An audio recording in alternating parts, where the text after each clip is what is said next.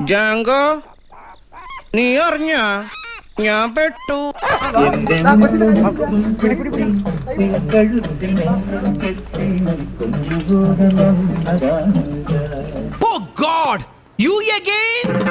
വീണ്ടും നിങ്ങളോ? നീ എന്റെ കഞ്ഞിയിൽ പാറ്റിടാൻ വന്നവനല്ലടാ.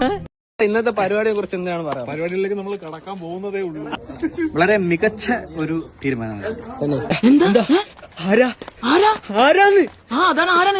പാടളിയാ പാടരുത്.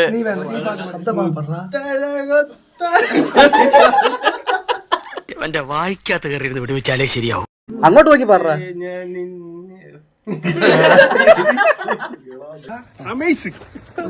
ജഗദീഷ് സിംഗ്, ഷഹാമാമക്ക് എന്തിനാണ് പറയുന്നത്? സിക്കന്ദർ സിംഗ്, ഉറക്ക സിംഗ്.